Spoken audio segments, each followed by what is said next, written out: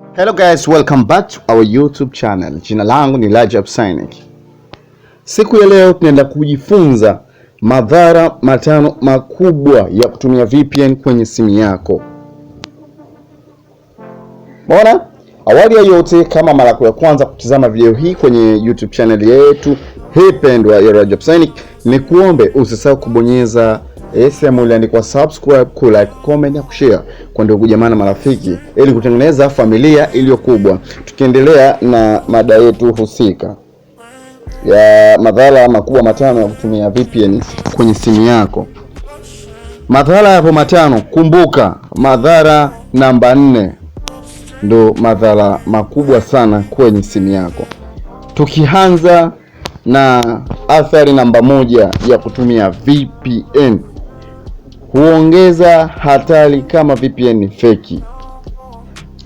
Mara nyingi VPN nyingi ambazo zipo Play Store ama nje ya Play Store zinakuwa feki na zinaweza kuwa na virus, zinaweza kuwa zimecontain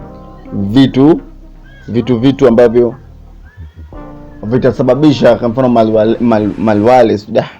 Kiingereza inacho changamoto ni hizo virus ambazo zinaingia kwenye software system, mwisho wa siku simu yako inakuja kuwa nzito. Kwa mfano VPN nyingi zinadaiwa ni unlimited, bure, na ndo ambazo zinatumiwa na watu wengi. Inaweza kuwa na malware, spyware na matangazo hatarishi yanaweza kuathiri simu yako na usalama wako wa kimtandao. Umeelewana? Tukienda katika athari ya pili, app nyingine kukataa kufanya kazi. Unapotumia VPN, kwa baadhi ya VPN ambazo zinakuwa zina athari kwenye simu, inapelekea baadhi ya application nyingine kugoma kufanya kazi. Baadhi ya app kama vile app za kibenki, app za kimichezo na baadhi ya website zinaweza kuzuia kuingia ukitumia VPN kwa sababu ni masuala ya kiusalama zaidi. Lakini pia namba 3, athari ya 3, inaweza kufanya simu yako kupata moto haraka. Umewahi kushika simu ya mtu licha ya uwezo wake, unaweza kuitumia kwa muda mfupi, mfano unacheza game, unafanya nini, lakini inakuwa ya moto kupita kiasi, ya moto kama pasi, kitako cha pasi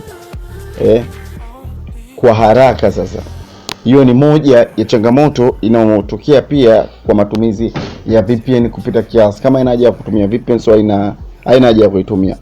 VPN inafanya kazi muda wote, background, kusimba na kufungua data.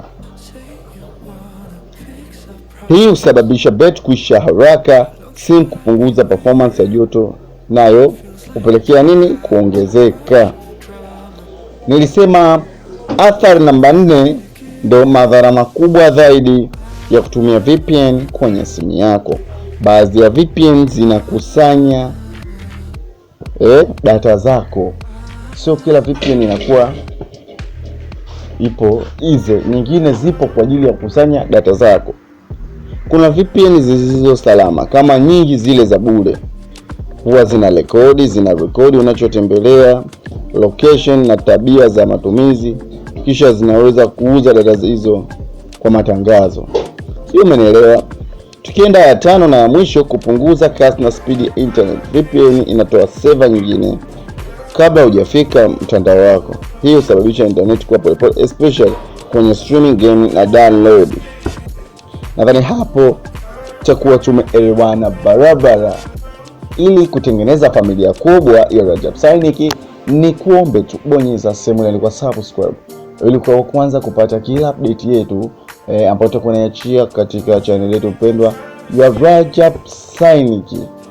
Lakini pia kwa mawasiliano mbalimbali, namba yangu inapita chini. Ukiwa na swali, ukiwa na shida yoyote, unaweza kunitafuta kupitia namba hiyo.